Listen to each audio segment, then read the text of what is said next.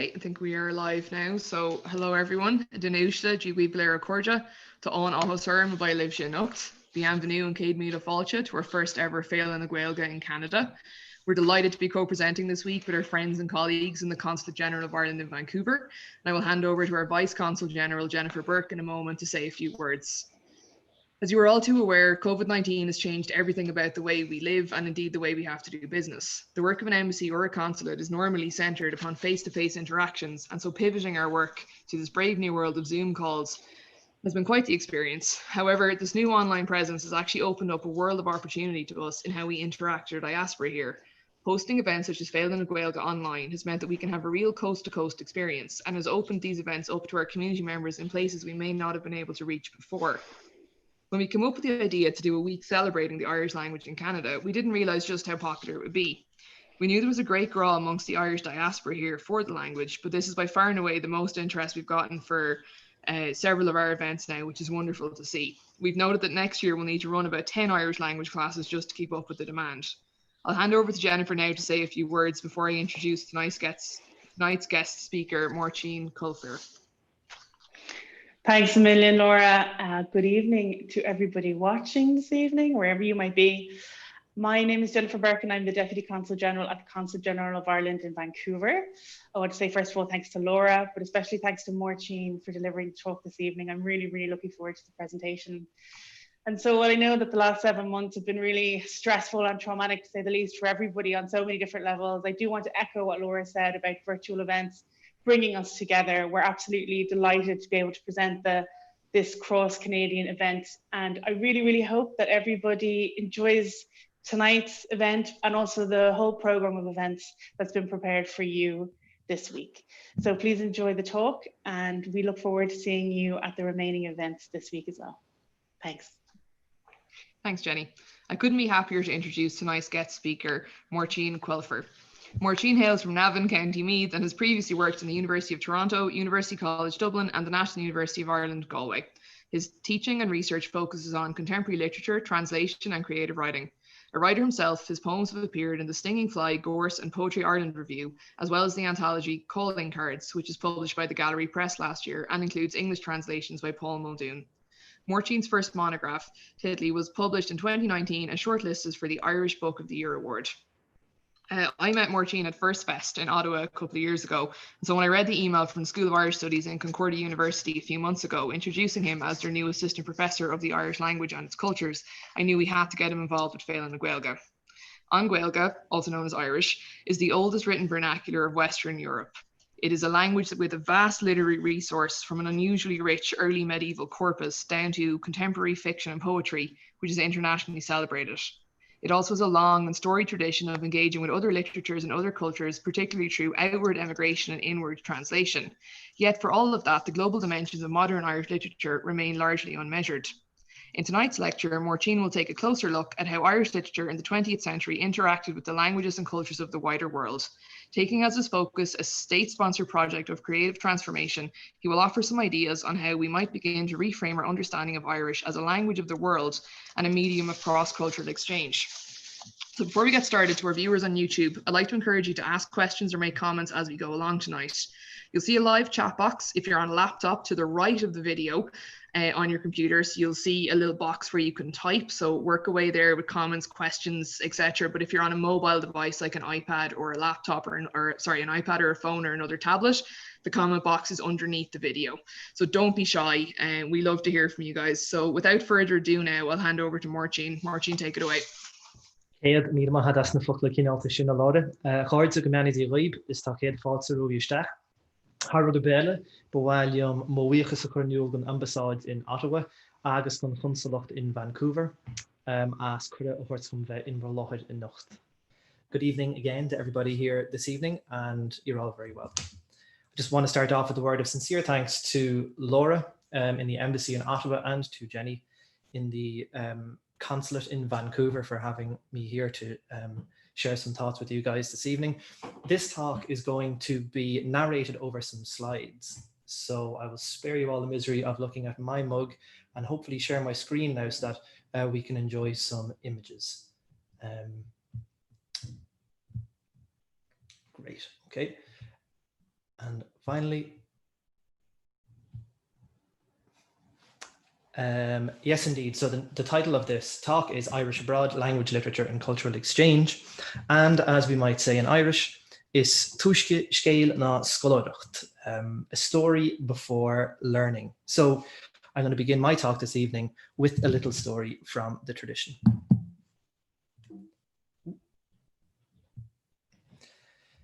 In the year 597 AD, Saint Columcille of Gartan, County Donegal, known in English as Saint Columba, rested or slept. This is how the annals put it in their charming mix of Irish and Latin, a soft euphemism that marks the death of our most important historical figures, and in this case, a diligent scholar and monk who deserved some respite in his 76th year. Sometime before, we can't know when, he had brought the earliest extant Irish manuscript to completion. This was the manuscript now known as An Gúm, the Battler, which was, for centuries after the saint's death, brought into war by the armies of O'Donnell, the O'Donnells, in order to guard and protect them, a talisman which ensured their military success, our folklore tells us, for centuries.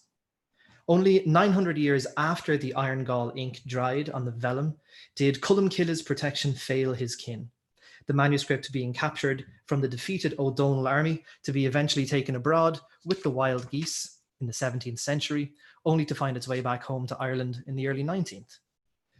It now rests in the Royal Irish Academy. The Catach itself is a humble enough specimen, although beautiful. On the right is the shrine that it was kept in, and the left is a page from the codex itself. We know that it would have had 110 leaves in its original form, being a collection of the Psalms, a textual staple of monastic life, learned off by heart by the monks, with rubrication for headings and diminuendo lettering, as well as some modest illustration and some symbols that we now see as oboli or division signs to help the monks in the parsing of the Holy Scripture. You can see a kind of a fishtail on the Q in the big initial there in the picture. But the understated look of the Catach, compared to, say, one of its descendants, like the Book of Kells, might well belie a very adventurous provenance. Our oral literature and his latter-day biographer tell us that Columcille, presumably at some stage before the Catach was completed, fell foul of his monastic elder, Saint Finian, or Finian, in what has been called the first case of a copyright dispute in history. Saint Finian, the story goes, had recently acquired a new book, probably a copy of the New Vulgate, possibly one of Saint Jerome's translations of the Psalms, and maybe the text of the Catach itself. Columcille, in a fit of pious enthusiasm, copied Finian's new manuscript without seeking permission, which greatly angered his senior. Still, Columcille refused to give his copy up, and the matter was brought to the secular authority, the King of Tara, Diarmuid mac Ceadúil.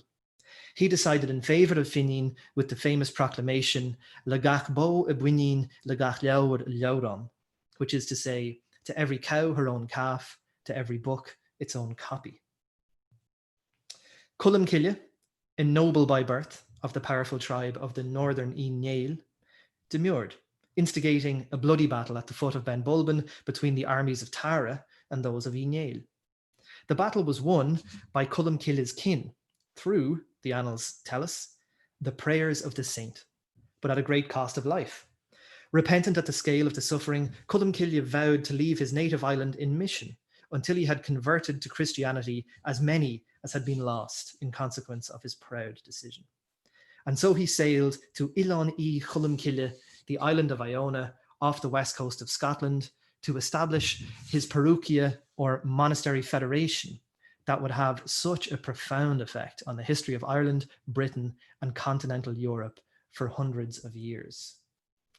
There he died in 597 in the act of writing out yet another copy of the translated Psalms. And so, looking back to the very beginnings of the written word in Irish, our oldest surviving book, we see a foundational figure barring the gates of history. Saint Columcille, with a translation in hand, taking his native language and his Latin learning abroad to shape the world and to be shaped by it, to develop literature and knowledge, and to be developed in turn by them.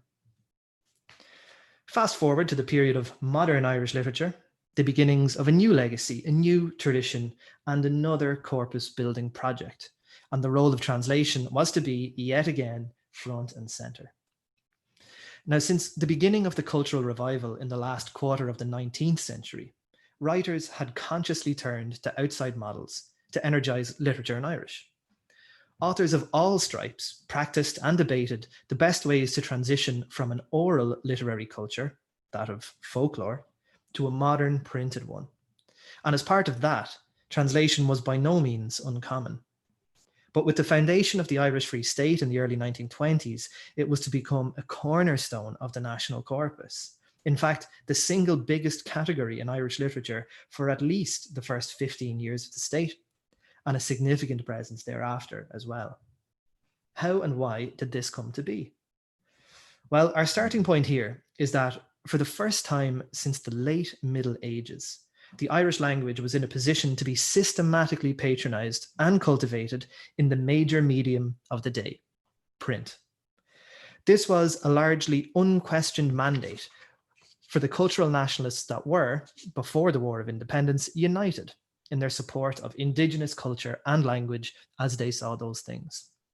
The engine that would drive this patronage was the education system, which was to realise the ambitions of the revival and begin producing fluent, literate students in almost all the schools of the country.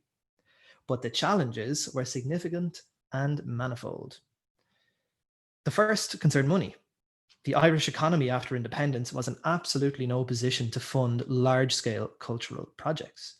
Austerity was the order of the day, with the budget reduced from £29 million to £19 million in the 5 years from 1923 to 1928. That's a recession of 33% in 5 years. The second concerned demand and the existing corpus. It was too small to support an education system that was dedicated to language revival. A lot more books were needed, and quickly. The third concerned supply, the authors. Literacy levels among those best equipped to compose new material, the native speakers, were relatively low. Most native speakers of Irish before the late 19th century would have never seen their own language written down, never mind in print, or at least many of them were in that position. Those that could and wanted to write were naturally of varying quality, with no established modern tradition to sustain them. And the fourth had to do with the tolls of war. The independence struggle and the awful civil war that followed had depleted and divided the supporters of the Irish language. Disenchanted writers attacked the movement, the culture, and the standards of publishing in Irish a lot. Lines in the sand were drawn according to dialect, to class, to birthplace, to political position. It was, in short, a deeply riven community, however small.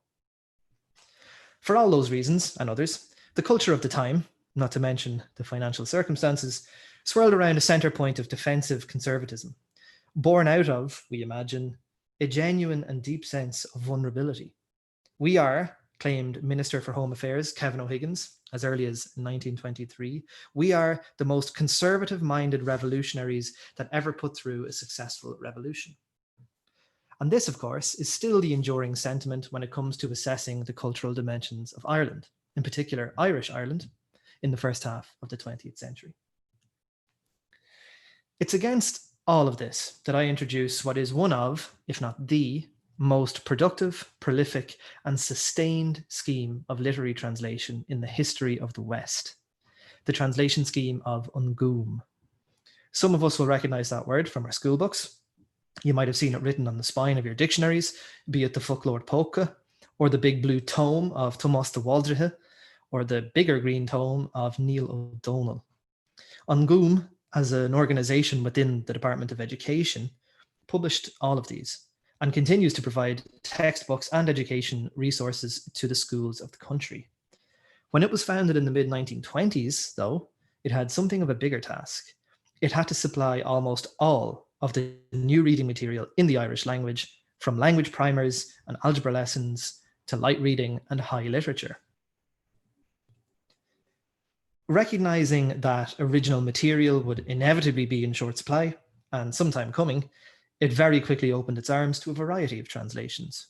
Between 1926 and 1936, Around 80% of novels and 50% of plays and biographies published by An Gúm were translations, and An Gúm had an absolute monopoly on Irish language publishing. By 1960, it had produced over 400 translated books, many of them handsome editions, wrapped in dust jackets with striking cover art and lettering, often commissioned just for that work. It marks the early publications of An Gúm as the most recognisable of Irish books. And I'll just show a few of the covers here to highlight the variety, not to mention the production values of the books published. You'll find Irish versions of Wuthering Heights, Little Women, Black Beauty, Dracula, The Adventures of Sherlock Holmes, plays by Molière, Euripides, Goldsmith and Chekhov, as well as scores of novels that remain for us now period pieces. Late 19th and early 20th century light reading, mostly written in English, although often not by English, and with all of the attendant problematic values that we would expect in the literature of the time. And more on those problematic values anon. The reception of the translation scheme was uneven in its own day and since, with the debate centered on 4 key points. The first was literary merit. Are these books any good, and will people want to read them? The second concerned literary potential. Critics asked whether translating or even reading these books would encourage more writers to take up the pen, or would they in fact stifle original composition?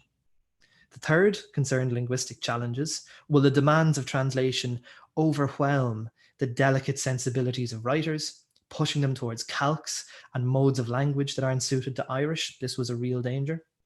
And the fourth one had to do with cultural challenges. In an era of celebrated conservatism, will the absorption of foreign works make Irish literature more sophisticated, or will it simply corrupt the minds of the nation, corrupt the stuff of the Gael?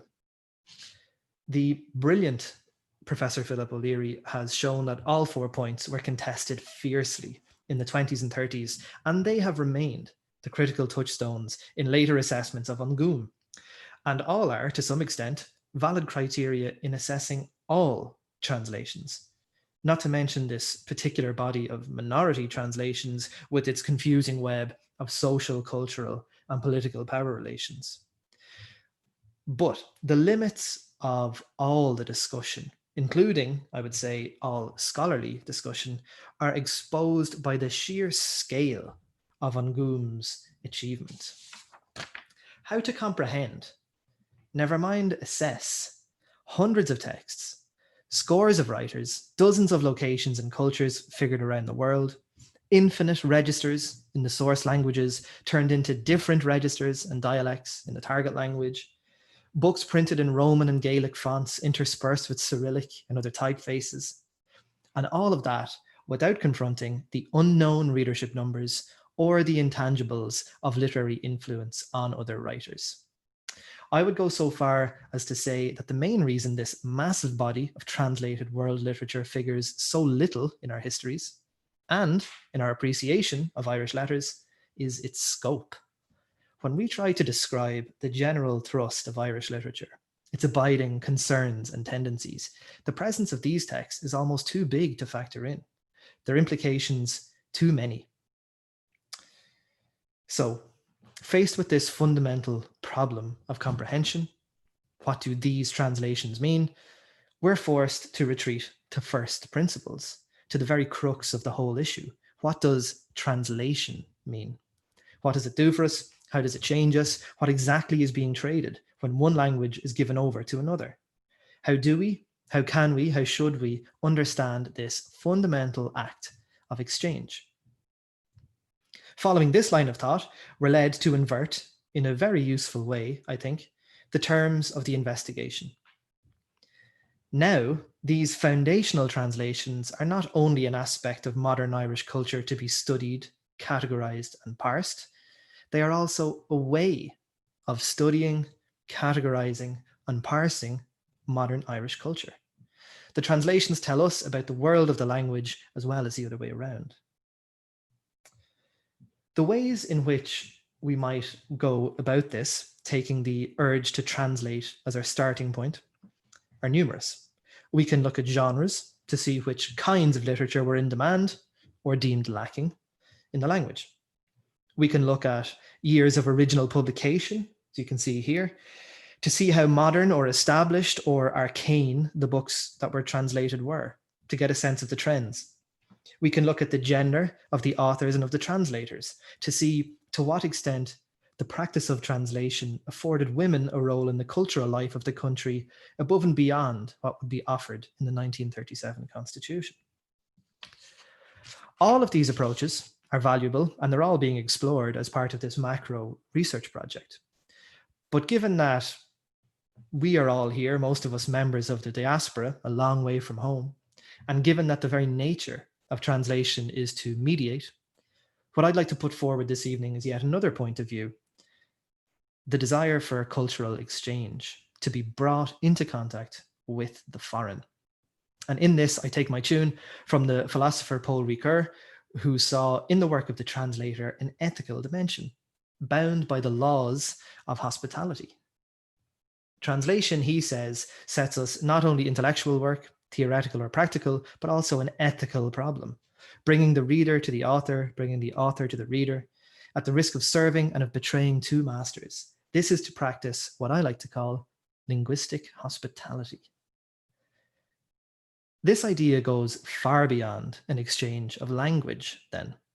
It takes translation as a multifaceted interaction, 1,000 points of contact, never just linguistic, but cultural, political, geographical, and personal. And this, says one of Ricoeur's commentators, leads us to extend the spirit of translation to the relationship between the cultures themselves. In this sense, we can speak of a translation ethos, whose goal would be to repeat at the cultural and spiritual level the gesture of linguistic hospitality. This is translation, sketched out in ideal terms, of course. A dignified gesture of equality and welcome between the representatives of two cultures, a type of commerce that neutralizes or ignores any discrepancy of power or prestige that we might associate with the two sides in real life. For that reason, it's improbable, if not altogether impossible. But it does configure the idea of translation as contact with other cultures and the idea of translation studies as a critical analysis of how these other cultures are treated. And so, in the overtly conservative, insular atmosphere of the fledgling state, what foreign cultures were depicted, fairly or unfairly, inducted or welcomed into the Irish literature of the 1920s and 30s? And here we come to the nub of the project, an index of contact. Looking first at the birthplaces of authors translated, we have texts from Ireland, North and South, England, Scotland and Wales, France, Germany, Spain, Greece and Italy, Poland, Denmark, Russia, South Africa, Tasmania, the United States, and not least, Canada. In the early 1940s, Iceland and Norway also joined the club. And in the books themselves, we get depictions, often it must be said stereotyped or racist depictions, of India, Central Africa, probably the Congo, Borneo, the South Pacific Islands. Am I gone too far here? It's Borneo, sorry. Yeah. The South Pacific Islands, Australia, Barbados, Mexico, and the Middle East. Aspects of most, if not all of these places, have been available to Irish readers for the last 100 years. And for a language of 60,000 native speakers and relatively few writers, it is remarkably global. In order to fully grasp the importance and the degree of the Irish engagement with these places, we need close readings of individual texts in both original and translation, as well as an awful lot of contextual information. That's the long-term aim of this project, and I certainly don't want to shock or maybe bore the life out of anyone by going at it here this evening with too much vigor. Instead, I'd just like to quickly highlight 3 aspects of my recent research that I hope give some expression to the depth of cultural contact involved and the challenges that we face in exploring it. These examples are as much to provoke thought, and I hope maybe some questions or discussion as much as anything. So I hope you'll forgive such a cursory look at such big ideas. The first is the matrix of language. What often catches the eye when we look at the translations of the Free State are the titles in languages other than English. And by the same token, what often makes us neglect the extent of cultural exchange is that many of the originals were written in English. It's true that the majority of texts translated were done from English originals, but there's a complexity underlying that simple statement. Firstly, most of the English texts weren't written by English authors, but by Irish authors. For the most part, this was an effort to make important works of the national corpus available in both languages. So we see books by J.M. Synge, Lady Gregory, Bram Stoker, Oliver Goldsmith, Daniel Corkery, Jonathan Swift, and other Irish. And about half of that amount by English authors, including some big ones like Charles Dickens, Emily Bronte, G.K. Chesterton, and William Shakespeare. Aside from that, we might suppose that English language texts remained focused on a standardized form of language in a limited geographical area, basically Ireland and Britain. But this isn't the case. The most notable example here are the translations of Neil O'Donnell, the man who gave us the Big Green Dictionary. He sought out some of the more exotic corners of the English-speaking world and some of the more challenging representations of the English language. It's he who tackles Jack London's and Charles Scott's North America, as well as Dennis Wright's South Africa. Maybe the most extreme instance, though, is his version of Henry Rider Haggard's Marie, now styled Moida. The book is set in South Africa. The protagonist is English. The love interest is a Boer, but of French descent, and they're surrounded by indigenous peoples. But like an ideal of translation, communication is never really a problem. Here's an example on the basic level of the narrative, a multilingual parley between the main characters. When we were all seated and we men had lit our pipes, though apprehension of what was to follow quite took away my taste for smoking, Marais spoke in English, which he knew to a certain extent. This was for the benefit of my father, who made it a point of honour not to understand Dutch, although he would answer Marais in that language when he pretended not to understand English. To me, he spoke Dutch and occasionally in French to Marie. It was a most curious and polyglot conversation. This curious and polyglot conversation is then repeated in the translation itself, as Neil O'Donnell combines French, Afrikaans, and English war terminology with his own Donegal Irish. But of course, English is only one of the languages involved here, and some of the others showcase incredible linguistic talent and genuine cultural immersion. At a time when complete secondary education wasn't available to many, not to mention university, quite a few translators worked from French, leaving us with work from Dumas, Daudet, Jules Verne, and about 30 more. Fewer were comfortable with German, but among the 23 texts we have from German authors, the three most famous now are probably Thomas Mann and Jacob and William Grimm, whose folklore volumes supplied 11 books to the scheme. Other notable mentions include Porrico Buchela's brilliant translation of Pinocchio from the original Italian into heavy, muskery Irish, and Porric de Brun's powerful translations of ancient Greek tragedy, a language he himself had mastered in his classical training. But the most impressive of all was Maid Nic Joaquin, Daisy McMacken, a woman who had the most formal modern language training of them all, studying French and the Celtic languages at the Sorbonne, learning Russian and French, and later taking up a position in the USSR as an English, French, Russian translator. She translated work from English, French, and Russian for An Gúm as well, leaving us with work by René Bazin, Chekhov, Pushkin, and Turgenev, as well as Patricia Lynch of the Turf Cutters' Donkeys fame, all brought into the Ulster dialect. In fact, the lure of translation and the trials of cultural exchange had a profound and traumatic effect on Nic Joaquin. She left the USSR for Ireland in the 1930s to bear her first child at home, while her Irish husband remained to sort out citizenship complications. Shortly after she got home, Stalin began his Great Purge, and her husband was vanished away to a prison camp where he died of tuberculosis in 1942. She never saw him again, never found out his fate, and remained in Dublin, teaching Russian in Trinity College and contributing to 5 more translations before withdrawing from An Gúm's project. As well as giving us some of the most compelling works of literature in the whole scheme, hers is a powerful human story that lies underneath the surface of the catalogue. A second related issue, and a little bit closer to us maybe, is how Irish looked to North American culture in the period.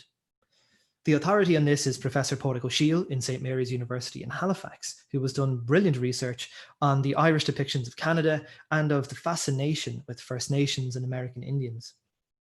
Yet for all the people who were emigrating to the United States before and during the translation project, many of them, of course, were Irish speakers, we have surprisingly little interest in American authors. Jack London and Louisa May Alcott are probably the best known authors of the 12 that were turned. As for Canadians, we have 3. Charles G. Roberts, mentioned above, whose exotic animals were brought to Lochinure by Neil O'Donnell. Gilbert Parker, whose adventure novel The Right of Way was brought to Ran the Ferrichte by the fiery Seamus O'Gleana. And 2 Jimmy Dale novels by the prolific Frank L. Packard, which have been viewed by some as precursors to Batman. They were both turned to Munster Irish by Diarmuid O'Sullivan. Aside from the novelty of reading about millionaire playboy Jimmy Dale, now called Seamus O'Dwyer, who dons the crime-fighting persona of the Grey Seal, all the while speaking the rich dialect of South Kerry. As I mentioned before, arguably the richest vein of these translations is how they approach styles and accents of global English, much more difficult to translate than standard French or German. This is a cover of Charles Roberts' Children of the Wild, which was translated in An Gúm's scheme. But to reference this global English phenomenon, the zenith of this engagement with North American language is found in a manuscript that I'm preparing for publication at the moment, and this is a translation of The Adventures of Huckleberry Finn by Waterford writer Nicolaus Tobin. In its mad array of accents, spellings, slang, and storytelling, it is, I think, the single most challenging text attempted during our years. It also reveals some of the limits of cultural exchange, because Tobin had to deal with the very sophisticated terminology of riverside life in mid-19th century America. And so we get passages that, in all of their foreignness, all of their exoticness, would test the capacity of the Irish language to sufficiently depict the world at all. I'm thinking of passages like when Jim and Hook find a wrecked steamboat in a storm. The deck was high out there. We went sneaking down the slope of it to Labard in the dark towards the Texas, feeling our way slow with our feet and spreading our hands out to fend off the guys, for it was so dark we couldn't see no sign of them. Pretty soon we struck the forward end of the skylight and plumb onto it, and the next step fetched us in front of the captain's door, which was open. And by Jiminy, away down through the Texas hall, we see a light. And all in the same second, we seem to hear low voices in yonder. Tobin handles most of these things with aplomb, using all the nuances of his ring Irish to reflect Hook's energetic narrative style and deal with the complex terminology of the New World. The third and final bit of food for thought I'd offer comes off the back of Huck Finn and the contemporary debate about its value and place in our hearts and in our minds. This is the imperialist, racist bent seen in so many texts of the time in all languages, and how this squares with received notions of Irish writing and Irish speaking. For a nation state so driven to free itself from the constraints of colonialism, it's noteworthy and sometimes shocking to see how the administrators of An Gúm and its freelance translators accepted saber-rattling texts so uncritically. This doesn't apply to all of the works, and Neil O'Donnell again comes to mind in Bowdlerizing references to the British Empire, but it does apply to many. I won't give any sordid examples here, but here's a passage that's not atypical in its worldview. Today the flag of England flies from the Zambesi to the Cape. Beneath its shadow may all ancient feuds and blood jealousies be forgotten. May the natives prosper also and be justly ruled. For after all, in the beginning, the land was theirs. Such, I know, are your hopes as they are mine. And this type of thing is often supplemented by very one-eyed descriptions of other ethnicities, other cultures, and other value systems. This is not the kind of welcome that Paul Ricoeur had in mind with his paradigm of translation. It's one minority culture on a very ironic mission for dignity, denigrating another minority culture against a background of Western exceptionalism. But this too has its value. The historical fortunes of the Irish language are no defense against the prejudices of the present. Modern Irish literature, from the revival onwards, was built on the principle that the marginalized deserved a voice of their own, that they had the right and were best equipped to express the reference points of their own world. It doesn't necessarily follow that this same right would be afforded to the other cultures that Irish writers engaged with. And so we're nudged towards another reconfiguration of our own story, one that reveals expressions of bias, suspicions of the outside world that are not revealed, or at least not revealed to anywhere near the same extent in the original writing of the day. With these issues acting as our tuning fork, each text gives us a new sense of how Irish writers have placed themselves among the grand dynamics of migration, subjugation, assimilation, and acceptance. There is no neutral ground here. There is no discourse that can be easily pared back to the shores of the island, or even the literature of one nation.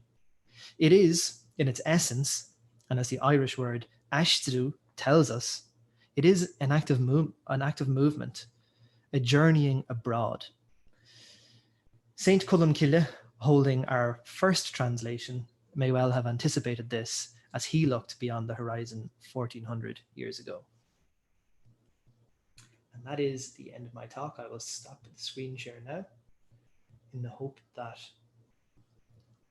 I can be seen and that Laura and Jenny will join me.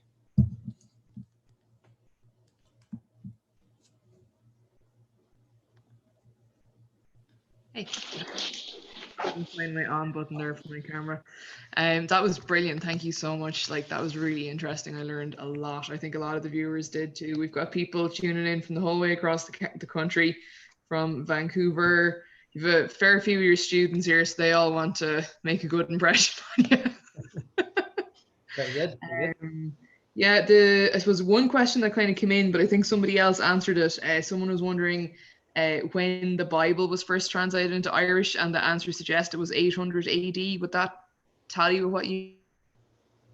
That seems a bit early. I mean, in the early medieval period, when we're looking at the Bible, the Irish church is dealing in Latin. There are no, to my knowledge, vernacular translations of the Bible. But maybe another question is, well, what do we mean by Bible, the collection of texts that we now call the Bible? I can't imagine that. The earliest instance that I'm thinking of goes back to the early modern period.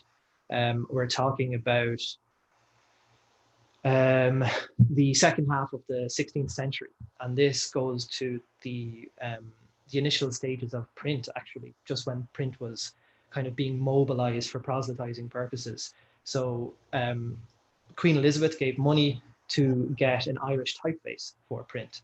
And what she wanted to do, ideally, was to print religious material, including the Bible, in Irish to convert the Irish, largely Catholic, to Protestantism. But as far as I know, the early translations belong to that period, the early modern period, from the 1500s on. Great, thank you. We kind of have a quiet group on here today, so I might just ask one question that kind of sprung to my mind as you were talking.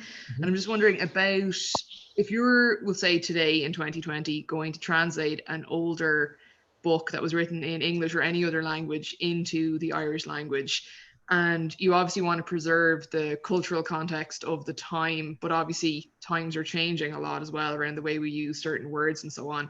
How do you kind of tread that line between respecting the sort of the cultural context of the time, but also the cultural context of the time we live in now? Absolutely. It's a very contested question, and I don't really have any answer, only to say that when we take translation as a paradigm, as opposed to taking it as a specimen, but as a kind of a way of thinking about things, these things are constantly being negotiated and changed according to the values of the present day. So we can imagine now that if someone was, for example, translating Huckleberry Finn, a lot of that language may be left out. But when we talk about the ethical duty of the translator, who is it to? Is it to his contemporary audience or her contemporary audience, or is it to the original author? Yeah. And those are questions that finally have to be decided by the translator before they embark on that journey in the first place. So that's kind of a non-answer, but that's only because every translator, every person will have their own answer. Yeah, but it's a good answer, because it's one of those questions that is impossible to answer. Like you've just said there, who are you respecting? Is it the sort of current times, or is it what was written at the time? And especially in the case of Huckleberry Finn, the words that we're obviously not going to say is in the book because that was sort of the racist context like at the time, but obviously that's completely unacceptable today. So it's, yeah, that was a good answer. I know you say it was a non-answer, but it was actually a really good answer and something I think for people to think about. Well, but that very question kind of informs all of these 400 translations that were done between, say, 1929 and 1959. The values of the day to us are so either questionable, to put it lightly, or spurious, to put it maybe more honestly, that it can really lead, to it. It can make it a very shocking read when we engage with it now. You're kind of thinking, oh my God, I can't believe that this would be considered requested reading material. And yet, as contemporary scholars, we too have a kind of a duty to expose those prejudices, to put them into some sort of context, because they were humans too. They're not animals or anything like that. They're not savages. But it really just depends on what lens we're going to use when we peer into these translations, what we're going to privilege and what we're going to marginalize. For sure. Okay, lots of questions have come in there since we started talking. Bear with me now. So we have a question saying, can you say something about publishing in Irish outside of Ireland? Publishing in the Irish language outside of Ireland? Yes. I can. I mean, it's publishing in the Irish language in general is part of the cultural sector and usually falls under the remit of the state, whereby publishing houses are usually helped by the government to provide all this reading material. The big exception for that when we start talking about publishing stuff outside of the island of Ireland is twofold. One is private publication, whereby we have someone who is not in the country and, fairly speaking, probably not eligible for some of the cultural help that inland publishing houses would have, but somebody abroad decides to publish and disseminate through their own private network. That's one. The other one is, of course, translation. So this is very, very recent. I mean, it's really only gaining traction in the last 10 years. But the idea that the Irish language has many, many jewels, and they are almost completely unknown. Inside Ireland and outside Ireland, you might say very few people know about them. So how do we go about remedying that? And you, if possible, link up with an international publisher and provide versions in a major world language. So Yale University Press has been involved in this. Blood Axe has also been involved in making some of the modern classics available. I'm thinking here of Columcille, Morton O'Gein's great modernist novel, and in particular poetry. So you can get bilingual editions published abroad of the poetry of, for example, Nuala Ní Dhomhnaill, or who else would we have up there? Modawakan T has bilingual editions. Columcille has been translated. In fact, even in the anthologies, there has been quite a few bilingual editions published to plug that very gap. But still in all, the mainstay of literature composed in Irish remains in Ireland. Great, thank you. Just looking through the questions here. Question, where do you think Ireland's fascination with their own diaspora comes from? I just think it's natural enough, isn't it, for a human to wonder where we're from and how we got here. Also, I mean, when you consider that somewhere between 70 and 80 million people claim Irish heritage around the world, that is a whopping figure. I mean, bear in mind that the population of the island is around about 5 million, and we're talking about more than 10 times that see themselves as being connected to that island in one way, shape, or form. So on the one hand, it's just human nature to wonder at origins, but on the other hand, we just seem to have an incredibly conscious network of people who think of Ireland in those terms, and that's very unusual, as we know. Yeah. No, because like you're saying there, I think Jenny will agree with me as well. What is it? 1 in 7 Canadians claims Irish heritage or is of Irish descent. And what I have always found with the diaspora here as well is that, as well as being really proud of their Irish roots and where they come from, they're also really in touch with the notion of modern Ireland and kind of where Ireland is at now. And I think that is fantastic to see. And from speaking to colleagues in other countries, it's actually slightly unique about the Canadian diaspora as well, that they're so respectful of the past and also so aware of the present as well. Jenny, I don't know if you want to come in on that at all. Yeah, I guess just on that point, I absolutely agree with you, Laura. It's amazing how people who have been here for decades and decades will still talk to me about what they read in the Irish Times and what the government in Ireland. It's amazing. I'm constantly blown away by how connected Irish people are to Ireland still, even after decades of living away, or even those who maybe have never lived in Ireland, whose parents are Irish or even grandparents are Irish, and they're fascinated by Ireland and Irish culture. And you're right, modern Ireland, it's not just kind of the old country that they remember or they know from their grandparents' stories, but really they want to kind of know what's going on now, and they're interested in that genuine cultural exchange, which I think also leads to the kind of the interest in the language as well. Thanks for that. Let's see what else we have here. Sorry. The same person kind of had a follow-up comment there to say it's fascinating to find out that they've inserted themselves or translated other works into their own language, even those unrelated to them completely. And it's just a follow-up comment there. Then there's a bit of back and forth still about the Bible, if it would have been written in Latin or other languages. And then another question for you, do you have a favourite Irish ruin? A favourite Irish ruin? I do. Art Mulkin Chapel, which is, I'm from Navan, and there's a kind of a humble enough ruin out there, the Boyne Road between Navan and Slane, and it's exactly what you would imagine when you think of an Irish ruin. It's a big stone building, dilapidated, lying at the top of a hill overlooking the River Boyne. Very dear to my heart. Can I ask a quick question, Maureen? Sorry for butting in if somebody else has a question online, but I'm just kind of interested in just going back to what you were saying during your presentation about kind of linguistic hospitality? Is that the phrase? And that idea of kind of a cultural exchange through translation.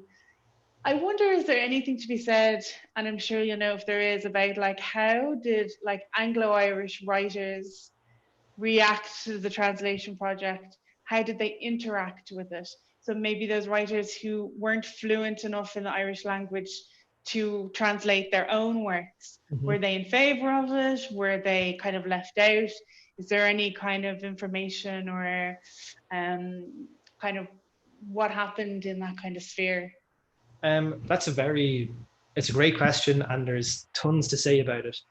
One thing, maybe the starting point would be to say that the Anglo-Irish writers, as a group, if they are a group, were the biggest beneficiaries of the whole scheme, in the sense that the country that had the most text translated was indeed Ireland.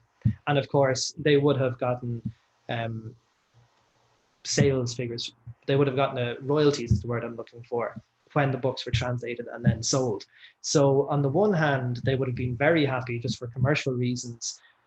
As well as that, when we go back to the 30s and 40s, we have to bear in mind that a lot of people in Ireland were very much on board with this whole project of reinstating the Irish language as, and not just an official language, but a first spoken language, if possible. And what we have during this time then are some Anglo-Irish writers, like Patricia Lynch, who I mentioned, writing to An Gúm, asking, can you translate my my work to make it available to the Irish speakers of the country, and I'll waive the fee. So they, well, not everybody, but some of them at least were on board with this cultural project and just saw it as kind of pro bono work.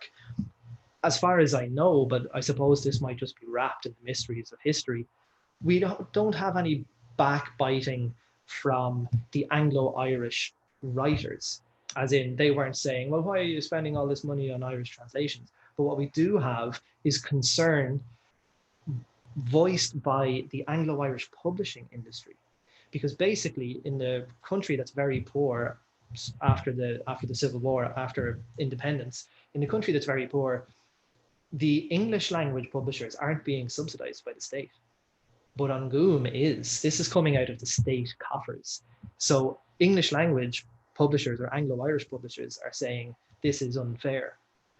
Now, An Gúm doesn't really listen to that.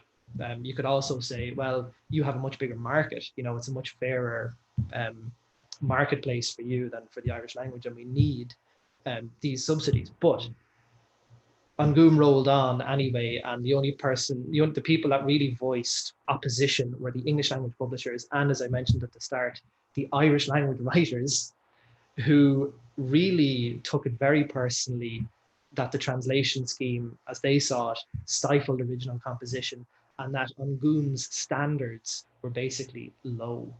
They expected more. After the foundation of the Free State, they expected more from the Irish publishing industry and felt that An Gúm was failing them.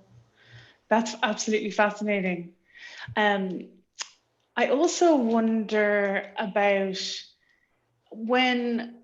so as somebody obviously who's read works, the original and in translation yourself, now this might be drilling down a little bit too much, so I'm just going to ask Anita, but what do you see as, like, are there any points of interest from your perspective? So Anglo-Irish literature in translation, when you're reading it in Irish, what are the main points of difference? Or are there a couple of points of difference that you notice as a common thread, as opposed to books in translation from non-Anglo-Irish writers? Is there anything that stands out? Is that a thing, or?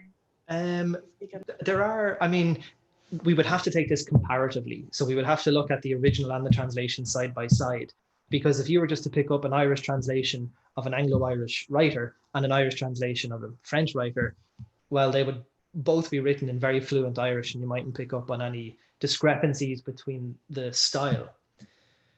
But looking at it comparatively, on the one hand, as we know, the way that Irish people speak English is so heavily inflected by the history of the Irish language that what would seem stilted or unusual to somebody not from Ireland reading the English would seem perfectly natural reading the Irish. So by virtue of changing the Anglo-Irish modes of speech into Irish, it kind of pushes that accent or that way of speaking from the margins to the center. It makes it standard, if you know what I mean. So that's one really interesting point of view. And then another point of view is if you take some text, I'm thinking here of Edmund Leamy's fairy stories, and you'll know this yourself, but you might read some text from the early 20th century, and they're using words like Bigara, and they're throwing in place names that are very, very long, and they look very exotic if you're not from Ireland. Well, once those things too become standardized in Irish, the whole thing feels a lot more natural. And the place name thing in particular is remarkable, because you could have a phonetic translation of a place name in English and it means nothing. But once you retranslate it back into Irish, it imbues the whole setting of the novel with meaning. And that's just one of the kind of the happy benefits of turning Anglo-Irish writing into Irish writing. That's great. Thanks so much for that, Martin. Thanks a lot. Sorry, thanks a million for that. We've another question here. It says, along the same lines, are there any works that you know of that weren't translated into Irish, but that you think could be really interesting or complicated to translate, like Huckleberry Finn that we just spoke about? Absolutely. But I mean, the Irish nowadays, I'm talking about in 2020, the Irish language translation industry is actually quite healthy. It's robust. We're always trying to take on new texts, especially well-known English texts, and make them available to Irish readers. But could we do more? Could we take on even more? Absolutely. I mean, the author that comes to mind for me now as representing a huge linguistic challenge in a very appetizing way would be Cormac McCarthy, who is, an international bestseller, linguistically speaking, of the highest order, an incredible vocabulary, incredible sense of narrative, and also possibly traces his roots back to Ireland as well. But the great thing about translation and that question is that it remains one of the ways to test the strength of the language itself. By taking on these challenging texts and trying to turn them into Irish really gives us another sense of what the language can do. And in short, the language can do everything. It's not in any way inherently limited by its sociolinguistic status. The language is as good as the translator. I find that a huge relief, I have to say, personally. Oh, great, thank you. We have another one here. Apparently there was a big deal over the Lord of the Rings being translated into Irish, especially over the word elf. I didn't know that. But it certainly doesn't. It certainly doesn't surprise me. It does make me think about other translation scandals, though. So, for example, Harry Potter has been famously translated, and I'm not kind of running away from that question. I'm going to loop back to it in a second, but the estates of some writers and the copyright holders of some works take a very active part in how some things are translated. I'm not saying this happened with The Lord of the Rings, but in the Harry Potter industry, for example, the translator was left with relatively large restrictions on how she would go about translating, because Harry Potter said it has to be like this. And so even though translation is in essence an act of creativity, sometimes the real world is just going to headbutt you, and you have to deal with the consequences of the industry. And that has happened in Irish too. Well, that makes a lot of sense. When I was on Erasmus, I bought the Harry Potter books in French, and like a wand is a baguette, which always cracked me up. But there's one bit in it where they had to change Voldemort's middle name to Elvis to make a particular thing in the English version of it like work out. So I imagine there was a similar sort of thing with the Irish version to try and change that name around as well. Yeah. We see another question, and you talked about this when speaking about the complexities of translating things like Huckleberry Finn. Do you think that Irish can add to the complexity or the interest of the text to make it more beautiful in a way? I do. That's another brilliant question. And this, in some way, this is personal opinion, personal belief, maybe even personal bias. But sometimes you get a translation of a text in Irish that is done to such a standard that you suspect that there's no way the original is this good, And the person that comes to mind here in particular is Pádraic de Brún, who translated things like the Odyssey and Greek tragedy into Irish. And they are absolutely brilliant. I mean, they are so insanely poetic. I get a much deeper sense of the poetic reading his translations that I could ever get by learning the originals in Latin or Greek, because they would remain to some extent removed from my inner ear. But there are quite a few translators and translations that do enhance the original, I think, by the translator's sense of linguistic beauty. Another notable mention there is Nicolaas Tobin, his version of Rip Van Winkle, which, the story where the fella falls asleep.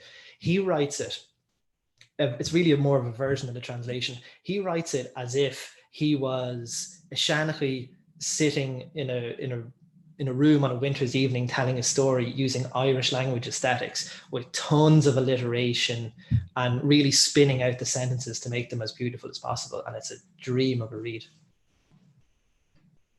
Sounds great. Bit of a conversation going now. So one person said translation is too difficult and requires a highly skilled individual. You can speak two languages super fluently and still not be a good translator. And then somebody said, especially with languages like Irish, where you have to translate the concept of a sentence and not word for word. Definitely, absolutely. it's so different to the Germanic languages and to the Romance languages. There's quite a lot of gymnastics that goes on behind the scenes. The amazing thing about An Gúm in particular, we're going back here 100 years. Maide Nic Whackeen aside, Daisy McMacken aside, none of these people had formal training as translators. These were Joe Soaps who just took up a book and were happy enough to rely on their own linguistic talent to produce these translations of, big, heavy books, between 200 and 500 pages. And anything that An Gúm accepted, and An Gúm did reject a lot, almost as much as they published, but anything An Gúm accepted was largely done to a very, very high standard of translation, despite those difficulties that that person rightly pointed out. Great, thank you. I think that's kind of the end of questions there. People are just kind of talking. There's a really good conversation happening over here as well, but I don't know if some of it needs your comment, but it's brilliant.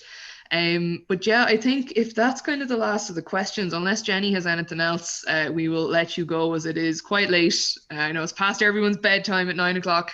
Yeah, no, this has been absolutely fascinating. Like, this is even better than I could have thought this talk was going to be. So I'm delighted. So I just want to thank you so much for your time, and to everyone watching, thank you so much for giving up your evening to tune in as well. There's lots more happening this week for our inaugural Fail in the Gaeilge. So tomorrow evening we have Ruth is coming on. She's an Irish language scholar based in Ottawa. You guys, there's a few here from Concordia. You guys have one in Montreal as well. So Ruth is over here and she's going to come on and talk to us. She grew up in a Spanish, English, Irish speaking household, so kind of came to Irish in a sort of longer route than maybe you would kind of think. And she also does a lot of stuff on social media through the Irish language, which you don't see all that often. So I want to talk to her a little bit about that as well. Then on Thursday, we have Anya Gallagher, who's going to do a comedy Irish lesson. So anyone into deadpan humor should definitely tune in. I think it's going to be really funny. And then there is going to be 2 conversation circles, one for kind of basic and beginners and one for intermediate to advanced people. Full information how to apply to get into those Zoom classes are on our website. But Ruth's thing tomorrow night and Anya's thing on Thursday are all also on YouTube. So just come back to this channel, tune in, and you'll be able to watch it. So Máirtín, gur míle maith agad to you, and slán go fóill to our viewers. Gur míle maith agaibh, slán.